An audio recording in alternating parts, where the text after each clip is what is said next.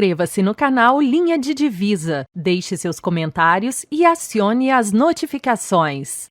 No que diz respeito ao conhecimento, à epistemologia, o cogito não pressupõe nada que lhe é anterior, né? Então, o fundamento só pode ser ele, se não existe nada anterior a ele. Ao contrário da matemática, que pressupõe a operação de conhecimento, que é o entendimento, que pressupõe a capacidade de inteligir, que é o entendimento, né? A matemática pressupõe, então, ela não é autoevidente, né? Ela demanda a reflexão, ela demanda o conhecimento.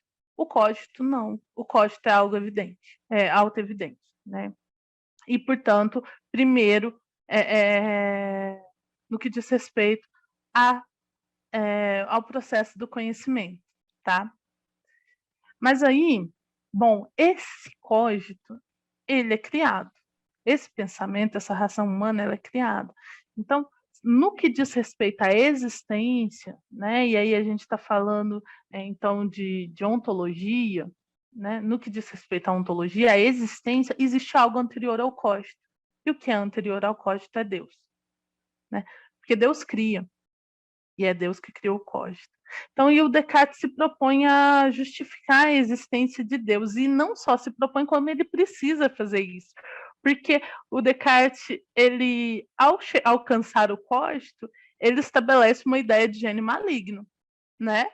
Se a gente lembrar da argumentação, tem um gênio maligno ali atormentando as razões do Descartes. Então, ainda que eu utilize o método do conhecimento e chegue a verdades, né, que são evidentes, como 2 mais 3 são 5, da matemática, pode ainda existir um Deus enganador que me engane com relação a isso. Eu preciso superar o Deus enganador, senão eu não consigo alcançar conhecimentos seguros para além do cogito. Eu vou estabelecer, né, o meu processo de conhecimento seguro só no cogito. Eu preciso garantir que Deus não é um Deus enganador, que é um Deus bom, portanto, e que toda vez que eu alcançar uma clareza e distinção no conhecimento, uma evidência, portanto,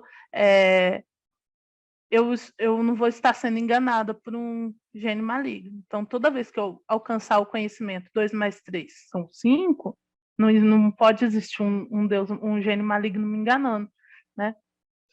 Então, o Descartes, para sair do engano do gênio maligno, ele começa a investigar as ideias, né? Outras ideias que sejam tão claras e evidentes quanto a ideia do cogito, né?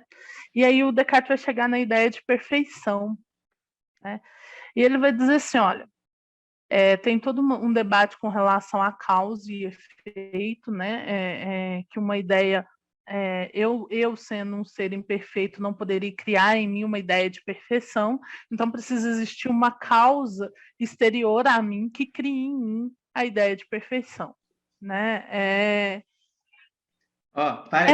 Pera um pouquinho, dá uma olhada nesse livro aqui, ó, do Giordano Bruno, A Causa, o Princípio e o Uno. Vão me falar que ele não leu o Giordano?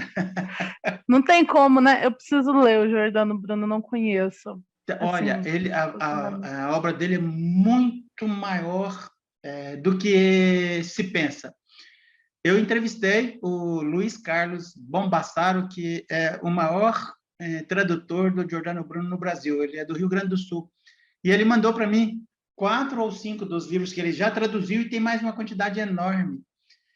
Mas legal. Que legal. Olha, mas que interessante as tuas pesquisas.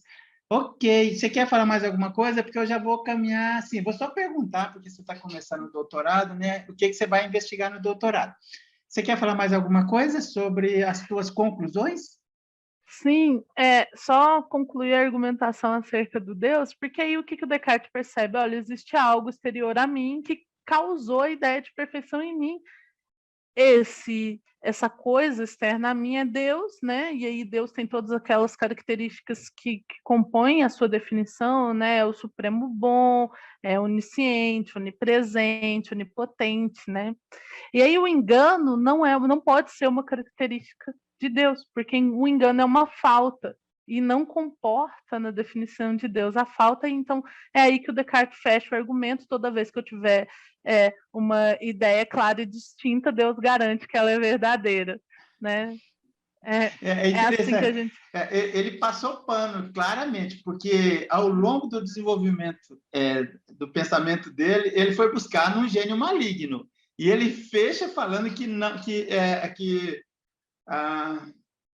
a solução final seria a partir de um Deus que não fosse maligno. É interessante, dá a impressão que ele deu uma passada de pano aí. Na verdade, o uso do recurso, né, do artifício, ele precisa ser superado também, né? É questionável o uso do artifício, mas na lógica argumentativa das meditações, ele se encaixa perfeitamente na resolução. Mas, de fato, é possível visualizar essa escapadinha, vamos dizer assim. Ô, Jéssica, desculpe. Pode falar. Não, desculpe, pode continuar. E aí a minha conclusão foi, em termos gerais, foi essa, né? Então a gente tem um fundamento outro que não a matemática, porque a matemática não é auto-evidente, existe um grau de evidência anterior, né, às matemáticas, como, vamos dizer assim, superior, que é a auto-evidência do cogito, né? E por isso o cogito é fundamento e não as matemáticas. Sob o ponto de vista da metodologia, do raciocínio cartesiano, sem nenhum trocadilho, ele chegou num ponto aí, ele terceirizou a dificuldade dele de buscar as origens, hein? Ele foi para a metafísica. Sim. Enfim, a intenção dele ao fazer isso, a gente nunca vai acessar, né? A gente não acessa a intenção do outro, né? É impossível acessar, né? O que a gente pode ter como hipótese é que o Descartes precisava, de algum modo, fazer com que os seus ensinamentos ou os seus objetos de investigação fossem publicizados sem que ele tivesse uma predisposição com a igreja, né? Então, você de fato precisa responder à igreja de um certo modo. Mas, além disso, o recurso metafísico é fundamental para a argumentação do Descartes, né? Nas regras para a direção do espírito, você tem a imagem de uma árvore, né? E ali aquela árvore é sustentada pela a sua raiz, a raiz dessa árvore. O que sustenta a árvore do conhecimento é a metafísica. Então, apesar de existir diálogos que apresentam, interpretações que apresentam o recurso à metafísica como algo externo à epistemologia, né, ou como um tipo de meio de acessar a publicação dessas obras, eu acredito que é necessário para a epistemologia do Descartes esse fundamento metafísico. Não à toa ele diz que é a raiz, né? Nas regras não, desculpa, nos princípios. Nos princípios ele diz que a metafísica é a raiz, né? E aí a física, né, o tronco da árvore, e você vai ter os ramos, a medicina, a mecânica, mas a raiz é a metafísica. Ok. Jéssica, e no teu mestrado? Não vamos entrar no mestrado. Quem sabe a gente vai voltar a conversar mais para frente aí sobre as tuas pesquisas, desculpe, no doutorado.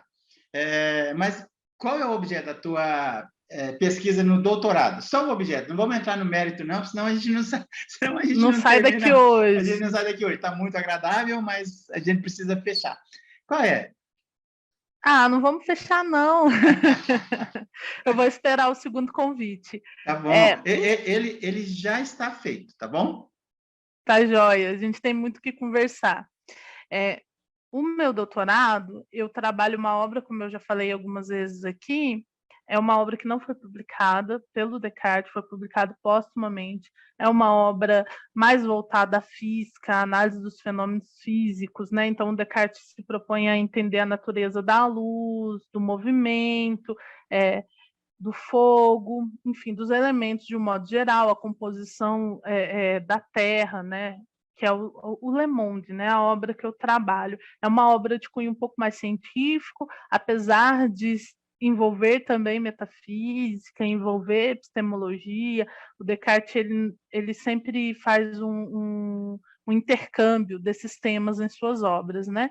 Então, meu objeto eu me questiono qual que é a causa do movimento nessa obra, né? No Le Monde.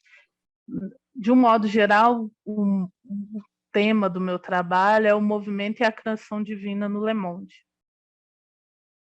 É uma obra bem interessante também. Ok.